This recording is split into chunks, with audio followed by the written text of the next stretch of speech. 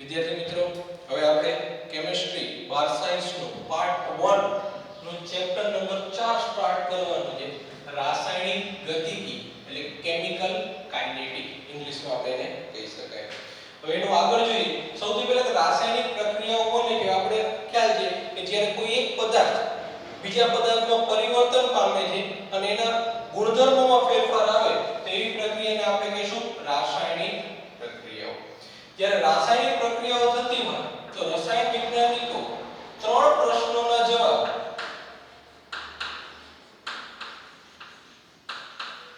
ગોતવાનો પ્રયત્ન કરે છે. પહેલો પ્રશ્ન એ છે કે રાસાયણિક પ્રક્રિયા થશે કે નહીં. પહેલો પ્રશ્ન શું ગોતે છે વૈજ્ઞાનિકો? રાસાયણિક પ્રક્રિયા થશે કે નહીં થાય. બીજો પ્રશ્ન છે થશે તો કેટલા પ્રમાણમાં થશે. અને ત્રીજો પ્રશ્નનો જવાબ એ છે કે કેટલા સમયમાં પૂર્ણ થશે. એટલે એનો પ્રક્રિયા સમય શું હશે પૂર્ણ થવા માટે. આ ત્રણ પ્રશ્નોનો જવાબ રાસાયણિક વિજ્ઞાનમાં ખૂબ અગત્યનો હોય છે. પ્રથમ પ્રશ્ન જોઈએ કે રાસાયણિક પ્રક્રિયા થશે કે નહીં થાય એ માહિતી આપણને ઉષ્મા ગતિશાસ્ત્રને આધારે મળે છે. આપણે 11મા ધોરણના 6ઠા ચેપ્ટરની અંદર આપણે ભણી ગયા ઉષ્મા ગતિશાસ્ત્રની અંદર કે કોઈ રાસાયણિક પ્રક્રિયા આપમેળે થશે કે નહીં થાય એ કેવી રીતે ખ્યાલ આવે તો એની મુક્ત ઊર્જા શોધીએ. મુક્ત ઊર્જા ફેરફાર જો ઋણ હોય એટલે શૂન્ય કરતા ઓછો હોય તે પ્રક્રિયા આપમેળે થાય છે. અથવા તો એનો કુલ એન્થાલ્પી ફેરફાર કુલ એન્ટ્રોપી ફેરફાર એ શૂન્ય કરતા વધારે એટલે ધન હોય તો પણ એ રાસાયણિક પ્રક્રિયા આપમેળે થશે. તો પહેલા પ્રશ્નનો જવાબ આપણને ઉષ્મા ગતિશાસ્ત્રમાંથી મળે છે. બીજો પ્રશ્ન જોઈએ થશે તો કેટલા પ્રમાણમાં થશે. તો આ પ્રશ્નનો જવાબ આપણને રાસાયણિક સંતુલનમાંથી મળે છે. સંતુલન અચળાંકની ગણતરીમાં આપણે કહી શકીએ કે આ પ્રક્રિયા કેટલા પ્રમાણમાં થાય છે. તો આ બંને પ્રશ્નના જવાબ આપણને સરળતાથી મળી જશે. આનો પણ એક ઉષ્મા ગતિશાસ્ત્રની મદદથી આપણે રાસાયણિક સંતુલન અચળાંક શોધીને આપણે નક્કી કરી શકાય કે કેટલા પ્રમાણમાં રાસાયણિક પ્રક્રિયા થાય છે. ત્રીજો પ્રશ્ન કેટલા સમયમાં પૂર્ણ થશે એનો જવાબ આપણને ઉષ્મા ગતિશાસ્ત્રમાંથી મળતો નથી. એ જવાબ શોધવા માટે એક નવું વિજ્ઞાનનો આપણે અભ્યાસ કરવો પડે. એ વિજ્ઞાનને આપણે કહીશું રાસાયણિક ગતિકી.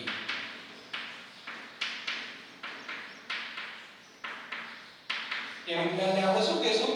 રાસાયણિક ગતિકી કહી શકાય. રાસાયણિક ગતિકી એટલે રસાયણ વિજ્ઞાનની એવી શાખા કે જે રાસાયણિક પ્રક્રિયાઓના વેગ વિશે, રાસાયણિક પ્રક્રિયાની ક્રિયાવિધિ વિશે માહિતી આપે છે. તો આવી શાખાને આપણે શું કહીશું? રાસાયણિક ગતિકી. રાસાયણિક ગતિકીમાં મુખ્યત્વે અભ્યાસ શેનો કરવામાં આવે છે? રાસાયણિક પ્રક્રિયાનો વેગ,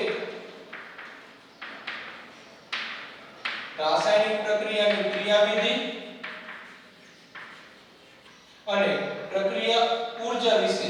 આ પ્રક્રિયા ઊર્જાની વાત કરીએ છીએ. આ ત્રણ અગત્યના મુદ્દાઓની ચર્ચા આપણે રાસાયણિક ગતિકીમાં કરીએ છીએ. રાસાયણિક ગતિકીને ઇંગ્લિશમાં કહેવામાં આવે કેમિકલ કાઇનેટિક.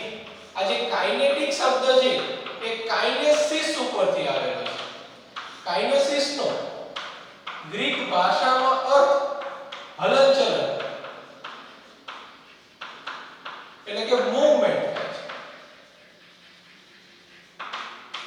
એના ઉપરથી આપણે શબ્દ લીધો છે કાઇનેટિક. બરાબર? તો કેમિકલ કાઇનેટિક્સ ની અંદર આપણે મુખ્યત્વે પ્રક્રિયાના વેગ, પ્રક્રિયાની ક્રિયાવિધિ અને પ્રક્રિયા ઊર્જાની વાત કરશું. એમાં સૌથી વધારે ફોકસ આપણે કરશું રાસાયણિક પ્રક્રિયાના વેગ ઉપર. ક્લિયર? તો હવે આપણે રાસાયણિક પ્રક્રિયાનો અભ્યાસ કરવો તો આપણે કહી શકીએ કે આપણે બંને વિજ્ઞાનની જરૂર પડે છે. ઉષ્મા ગતિશાસ્ત્ર અને રાસાયણિક ગતિકી બંનેનો સમન્વય કરીને આપણે રાસાયણિક પ્રક્રિયાનો અભ્યાસ કરી શકીએ. કેવી રીતે સમન્વય થાય જોઈએ આપણે. હવે આપણે જોઈએ કે આ બંનેનો સમન્વય કેવી રીતે થાય છે. ઉષ્મા ગતિશાસ્ત્ર આપણને શું માહિતી આપે? રાસાયણિક પ્રક્રિયા થશે કે નહીં અને બીજું કેટલા અંશે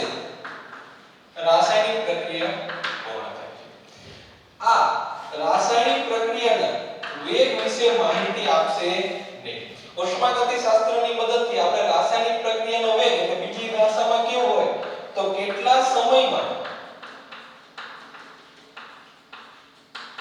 પૂર્ણ થાય છે એ માહિતી આપણે ઉષ્માગતિશાસ્ત્રમાંથી મેળવી શકીશું નહીં. જ્યારે રાસાયણિક ગતિકી છે, રાસાયણિક ગતિકી આપણને શું માહિતી આપે છે? રાસાયણિક પ્રક્રિયાનો વેગ એટલે કે કેટલા સમયમાં પ્રક્રિયા પૂર્ણ થાય છે તેની માહિતી આપે છે. તો આ બંને માહિતી રાસાયણિક ગતિકીમાં શોધી શકાશે નહીં. પ્રક્રિયા થશે કે નહીં, એટલે પ્રક્રિયા આપમેળે થાય છે કે નહીં એ, અથવા તો કેટલા પ્રમાણમાં થશે, આ બંનેની માહિતી રાસાયણિક ગતિકીમાંથી મળશે નહીં. તો આપણે જો રાસાયણિક પ્રક્રિયાનો સંપૂર્ણ અભ્યાસ કરવો હોય તો આ બંને વિજ્ઞાનનો સમન્વય કરવો પડે. કોઈ એક વિજ્ઞાનની મદદથી આપણે સંપૂર્ણ માહિતી મેળવી શકીએ નહીં. એનું એક આપણે ઉદાહરણ લઈએ. આપણે જાણીએ છીએ કાર્બનના બે અપર રૂપો છે, એક ગ્રેફાઇટ અને બીજો ડાયમંડ એટલે કે હીરો. હવે ઉષ્માગતિશાસ્ત્રને પૂછવામાં આવે કે ગ્રેફાઇટમાંથી ડાયમંડમાં રૂપાંતર થાય તો ઉષ્માગતિશાસ્ત્ર કહેશે હા થાય. બરાબર? અને આપણે પ્રેક્ટિકલી અત્યારે જોઈએ છે કે ગ્રેફાઇટનું હીરામાં રૂપાંતર થઈ શકતું નથી. ઉષ્માગતિશાસ્ત્ર હા પાડે છે પણ પ્રાયોગિક રીતે નથી કરી શકતા. શા માટે? તેનો વેગ એટલો બધો નહીવત છે કે આપણે એનું જે ગ્રેફાઇટ છે એનું રૂપાંતર ડાયમંડ એટલે કે હીરોમાં કરી શકાતું નથી. એટલે જો આ બંને વિજ્ઞાનને સારી રીતે સમન્વય કરી તો જ આના જેવી પ્રક્રિયાની આપણે માહિતી મેળવી શકીએ છીએ. ક્લિયર? જ્યારે આપણે પ્રક્રિયાની ચર્ચા કરીશું તો પ્રક્રિયાની ચર્ચા સામાન્ય રીતે બે રીતે કરી શકાય છે. એક તો સ્થૂળ સ્તરે એટલે મેક્રોસ્કોપિક ડિસ્કશન આપણે થઈ શકે કે જેની અંદર આપણે પ્રક્રિયકનો જથ્થો કેટલો છે, કેટલા પ્રમાણમાં નિપજ બની છે વગેરેની માહિતી મેળવી શકાય. અને સ્મોલ એમાઉન્ટ માઇક્રોસ્કોપિક લેવલે આણ્વિક સ્તરે આપણે અભ્યાસ કરી શકીએ કયા અણુ કેવી રીતે રાસાયણિક પ્રક્રિયા કરે છે. ક્લિયર છે સુધી? તો આ તો ઇન્ટ્રોડક્શન. હવે આપણે રાસાયણિક ગતિકીના કોર પોઈન્ટમાં અંદર જઈએ કે રાસાયણિક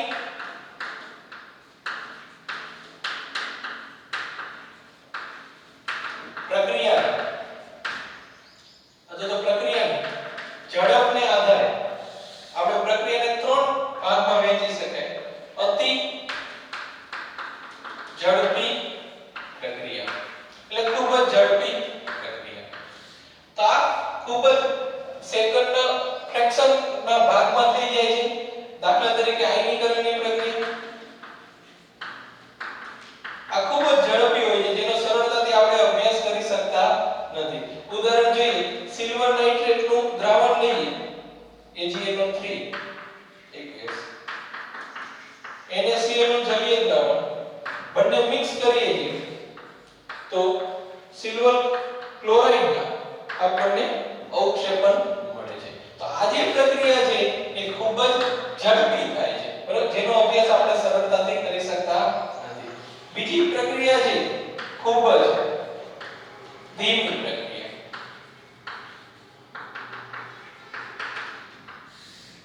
ખૂબ જ ધીમી પ્રક્રિયા દાખલા તરીકે લોખંડ પર ભેજ અને હવાની હાજરીમાં કાટ લાગવાની જે ખૂબ જ ધીમી છે એનો પણ સરળતાથી આપણે અભ્યાસ કરી શકશું નહીં. બીજું ગ્લુકોઝનું આથમણ. ગ્લુકોઝનું આથમણ કરીને આપણે ઇથેનોલ, કાર્બન ડાયોક્સાઇડ અને H2O મળે છે.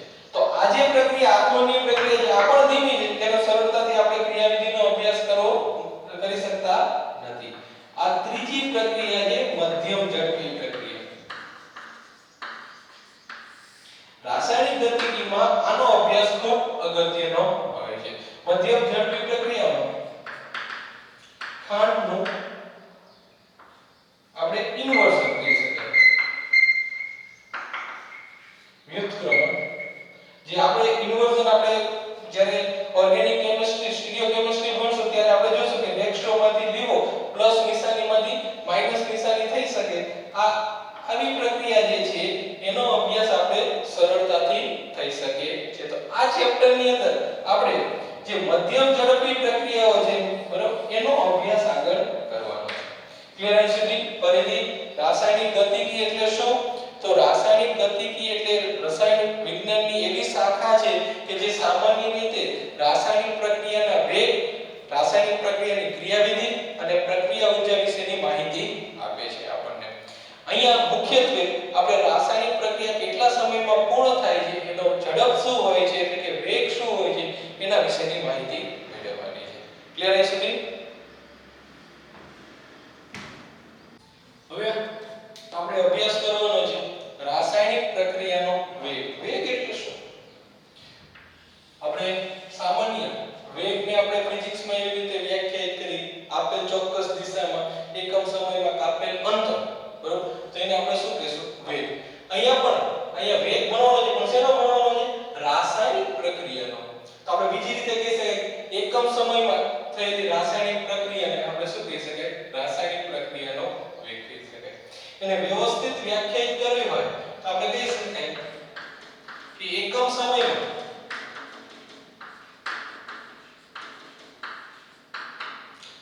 પ્રક્રિયકો અથવા જે નિપજો છે એની સાંદ્રતા થતા ફેરફારને આપણે કહી શકાય રાસાયણિક પ્રક્રિયાનો વેગ કહી શકાય. તો આપણે જાણીએ છીએ કે રાસાયણિક પ્રક્રિયા આવી રીતે થાય. પ્રક્રિયકમાંથી શું બને છે? નિપજ બને છે. પણ જેમ જેમ રાસાયણિક પ્રક્રિયા આગળ વધતી જશે તેમ પ્રક્રિયક ઘટે છે અને નિપજ વધે છે. એટલે જ્યારે આપણે કઈ પ્રક્રિયકની સાંદ્રતામાં ફેરફાર થાય તો પ્રક્રિયકની સાંદ્રતા હંમેશા શું થાય છે? રાસાયણિક પ્રક્રિયા આગળ વધે એમ ઘટે છે અને નિપજની સાંદ્રતા શું થશે? વધે છે. આપણે બીજી રીતે કેવું હોય તો એકમ સમયમાં પ્રક્રિયકની સાંદ્રતામાં થતા ઘટાડાને પણ રાસાયણિક પ્રક્રિયાનો વેગ કહી શકાય. બીજી રીતે કેવું હોય કે એકમ સમયમાં નિપજની સાંદ્રતામાં થતા વધારાને આપણે રાસાયણિક પ્રક્રિયાનો વેગ કહી શકાય. ખ્યાલ આવ્યો? ફરીથી રાસાયણિક પ્રક્રિયાનો વેગ એટલે શું? એકમ સમયમાં પ્રક્રિયકો અથવા તો નિપજોની સાંદ્રતામાં થતા ફેરફારને આપણે કહીશું રાસાયણિક પ્રક્રિયાનો વેગ. આપણે જાણીએ છીએ કે રાસાયણિક પ્રક્રિયા થાય છે ત્યારે પ્રક્રિયકનું રૂપાંતર નિપજમાં થાય છે. જેમ જેમ પ્રક્રિયા આગળ વધશે એમ સામાન્ય રીતે પ્રક્રિયકની સાંદ્રતા ઘટે છે અને નિપજની સાંદ્રતા વધે છે. તો આપણે બીજી રીતે કેવું હોય કે રાસાયણિક પ્રક્રિયાનો વેગ એટલે શું? તો કે એકમ સમયમાં પ્રક્રિયકની સાંદ્રતામાં થતા ઘટાડાને પણ રાસાયણિક પ્રક્રિયાનો વેગ કહી શકાય. શોધી કેવી રીતે શકાય? તો પ્રક્રિયકની વેગ બરાબર શું લખી શકાય? પ્રક્રિયકની સાંદ્રતામાં થતો ઘટાડો અને એ ઘટાડા માટે આ જે ઘટાડા થાય એ ઘટાડા માટેનો સમય ગાળો. આ શું રજૂ કરશે? રાસાયણિક પ્રક્રિયાનો વેગ. બીજી રીતે લખવું હોય, નિપજની દ્રષ્ટિએ લખવું હોય તો નિપજની સાંદ્રતામાં થતો વધારો છેદમાં સમયગાળો કહી શકાય. રાસાયણિક પ્રક્રિયાના વેગને આપણે પ્રક્રિયકની સાંદ્રતા અથવા તો નિપજની સાંદ્રતાના સાપેક્ષે આપણે દર્શાવી શકીએ. હવે એના અનુલક્ષીને આપણે જોઈએ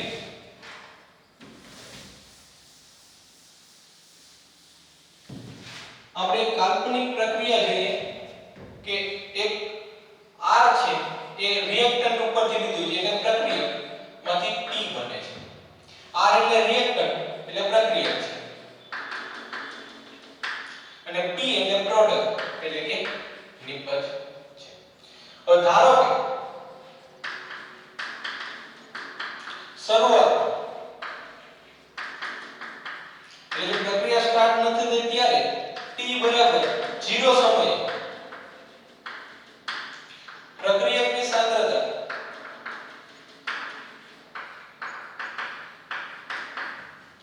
R1 છે,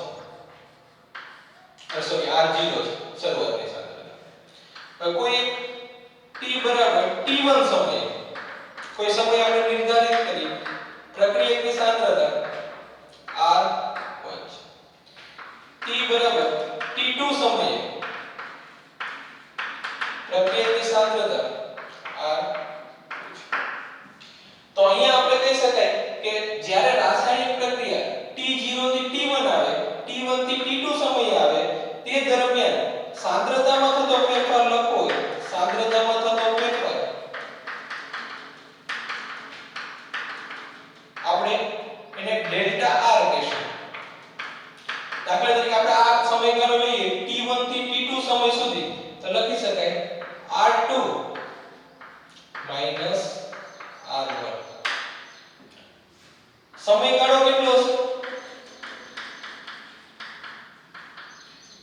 ડેલ્ટા t બરાબર શું થશે t2 t1 ક્લિયર તો રાસાયણિક પ્રક્રિયાનો વેગ બરાબર સાંદ્રતામાં થતો ફેરફાર ડેલ્ટા r છેદમાં ડેલ્ટા t લખી શકાય હવે આપણે જાણીએ છીએ જેમ જેમ રાસાયણિક પ્રક્રિયા આગળ વધે છે એમ પ્રક્રિયકની સાંદ્રતામાં ઘટાડો થાય છે એટલે કે r0 કરતા r1 નાનું હશે r1 કરતા r2 નાનું હશે r1 કરતા r2 છે એ નાનું હોય છે તો અહીંયા જ્યારે આપણે r2 r1 કરશું તે નિશાની કેવી આવશે ઋણ આવશે તો વેગ ઋણ હોઈ શકે નહીં એટલા માટે આપણે અહીંયા આગળ શું મૂકશું ઋણ નિશાની આ ઋણ નિશાની શું સૂચવે છે કે રાસાયણિક પ્રક્રિયા જેમ આગળ વધે છે એમ પ્રક્રિયકની સાંદ્રતામાં